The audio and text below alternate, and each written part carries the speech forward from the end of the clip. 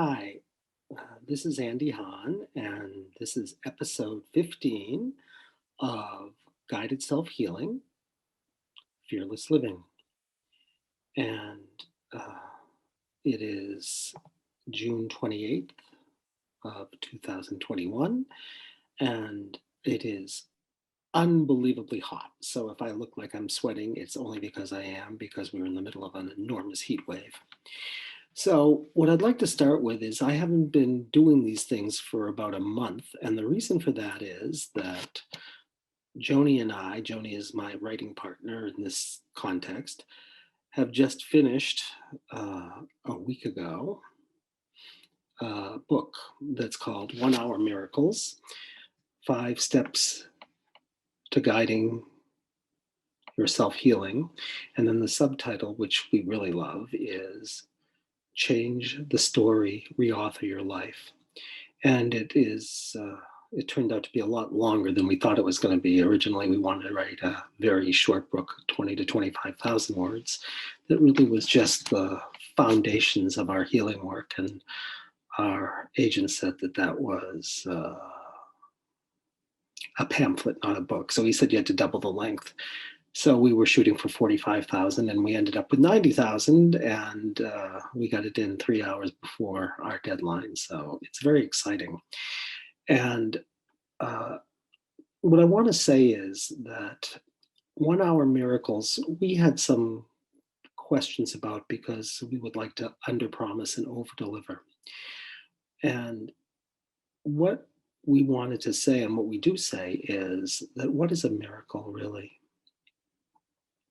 And I would say, there's the definition of miracles that we're usually used to, which is like something extraordinary that's inexplicable happens, like chronic pain that's nothing's touched it for 7 years suddenly goes away. And we certainly have seen over and over miracles like that, chronic pain that no one understands and doesn't know how to work with, that's been around for years, will go away for example, in a half hour if you know how to do it. And the way you'd have to know how to do it is to understand that even though it seems like it's physical, chronic pain, like everything else, can be an invitation to remembering something that was traumatic that couldn't be handled. And when you can find what the real story is and choose to experience it as opposed to identifying with it, miracles can happen.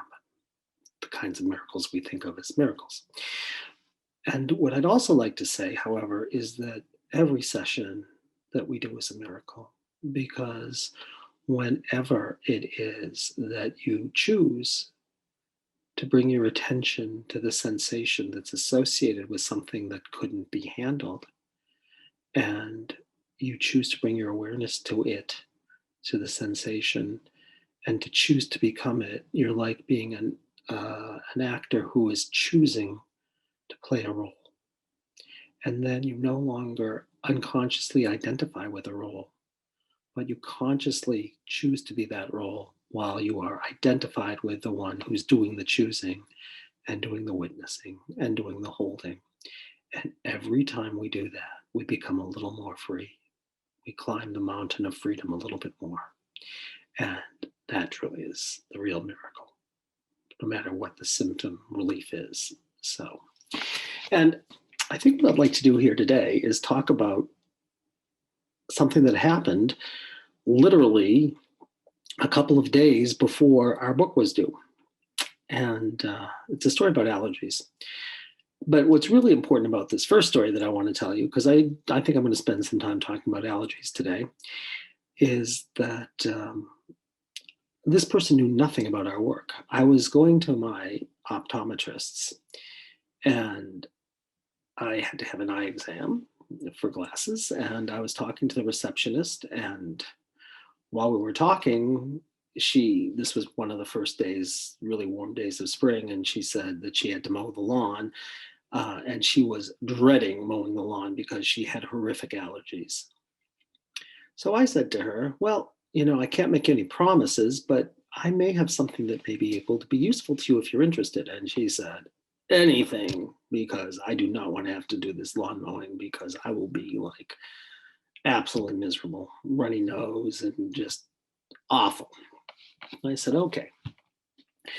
So I said, I'm going to just share something about how I think about things.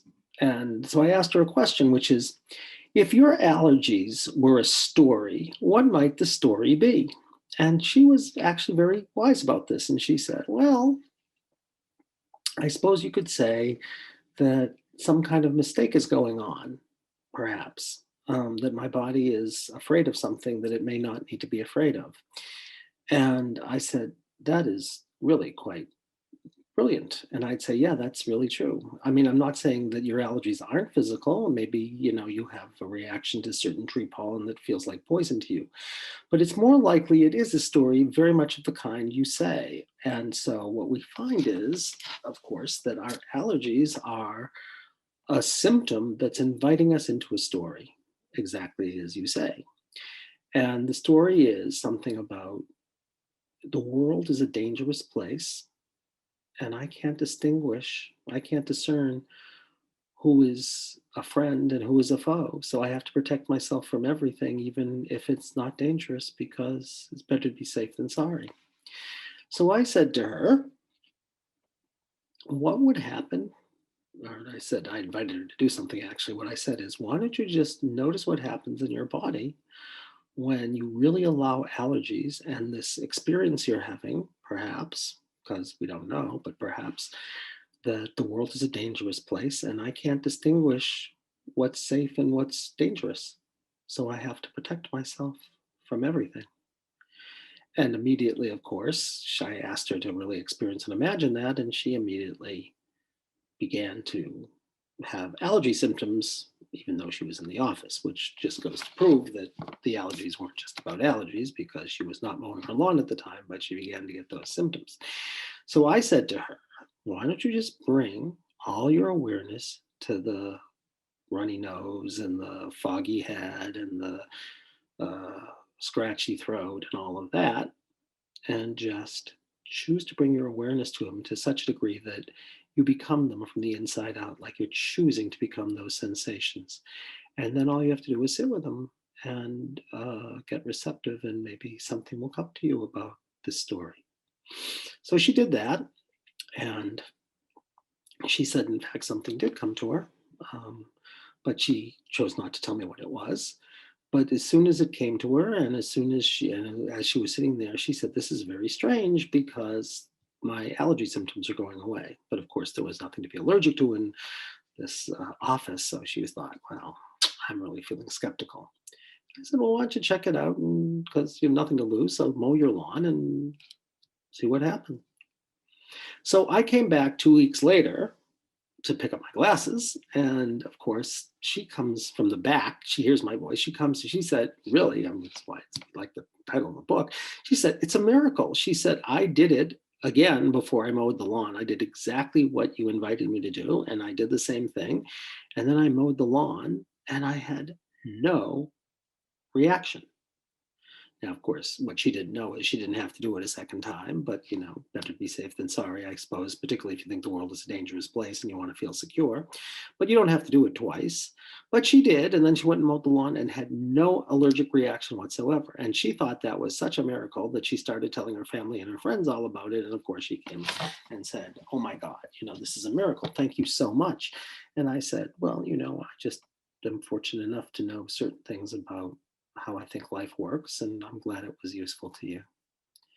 And she, of course, said it was. And the reason I wanted to share this story with you is it's not like she studied what we've been doing at all. I just invited her to let herself experience something and open to the possibility that instead of it being physical, it was just a narrative of some kind. And it worked for her, and it worked for her to such a degree that she started telling her friends basically when there's something that they're suffering about, find the sensation and choose to become it. And that is, of course, all I'm inviting everyone to do. Because as soon as you find the sensation associated with what you're suffering about and choose to become that sensation, you've now faced and mastered what before couldn't be mastered and couldn't be handled. And that, I think, in a nutshell, is all healing work is. It's like we align the witness, which is a very high vibration, with the dense energy, which is the thing that can't be handled. And as soon as we do that, the thing that can't be handled begins to transform immediately back into its true form, which is the same energy as the witness, which is a very high vibration. It's kind of like going from one to the speed of light squared. It's that much difference. And of course, when you do that, the sensation just dissolves because it's not required anymore. And that is what we call healing karma.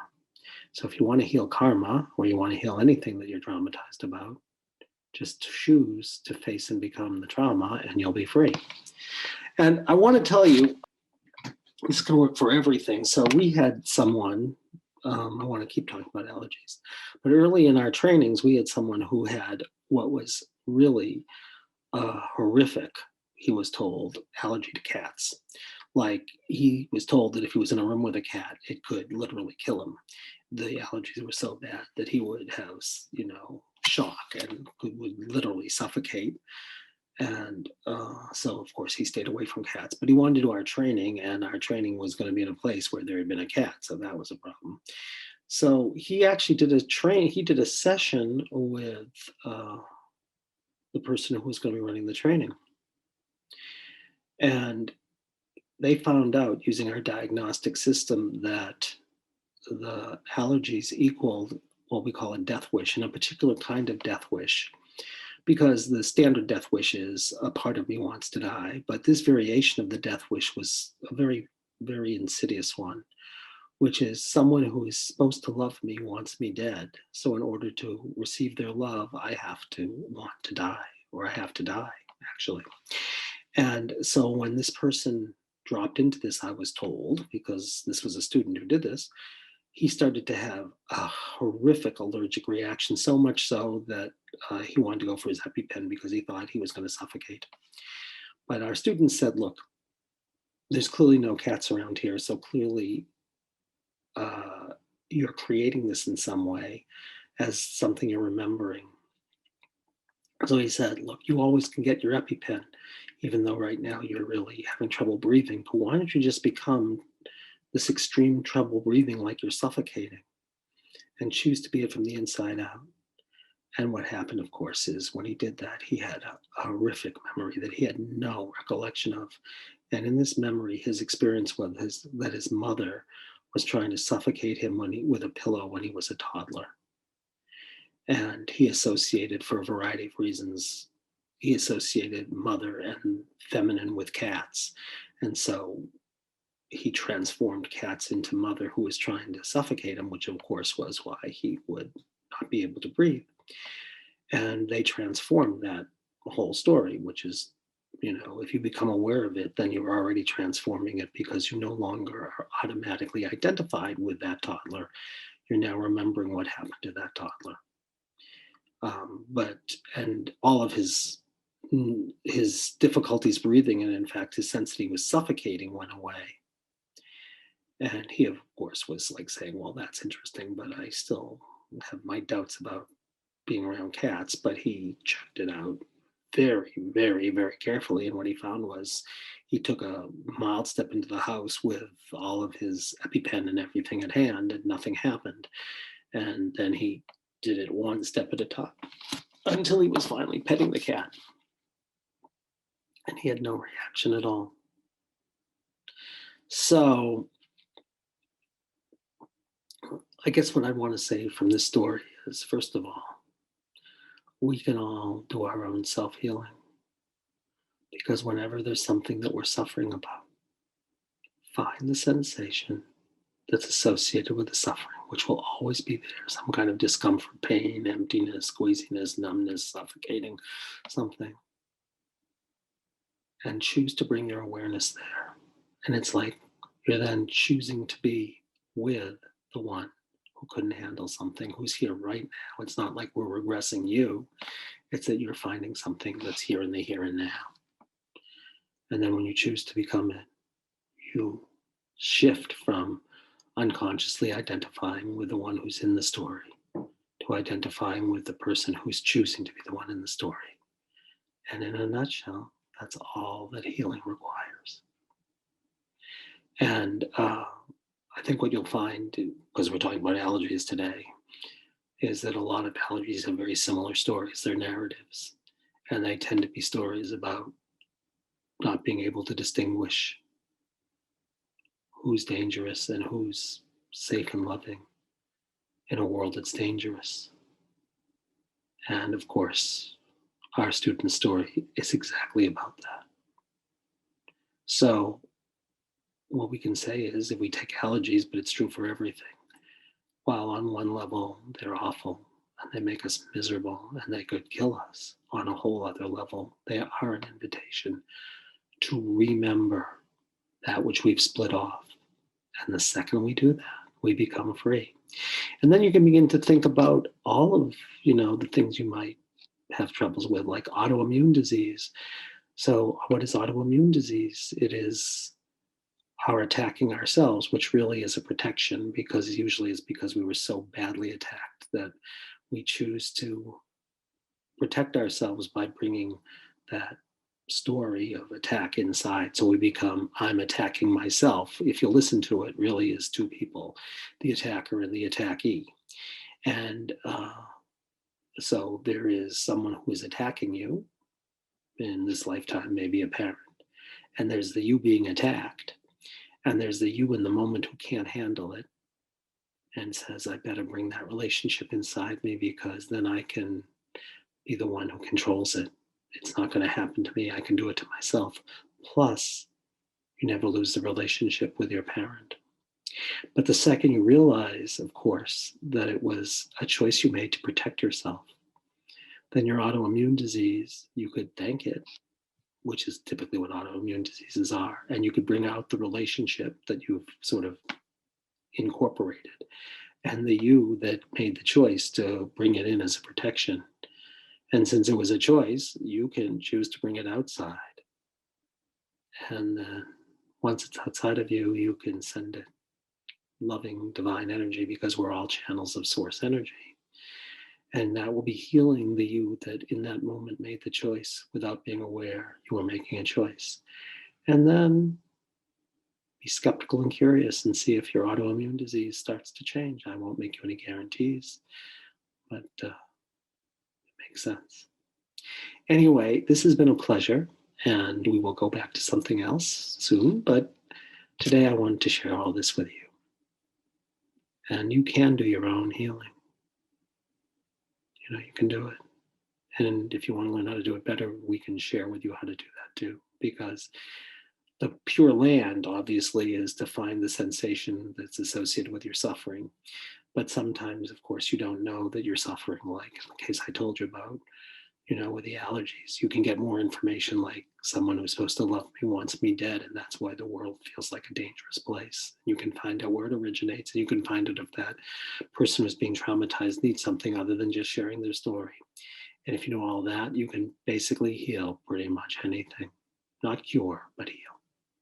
So, having said that, as always, we welcome any reflections, any questions, any comments, any sense of this sounds crazy, because I love skeptics.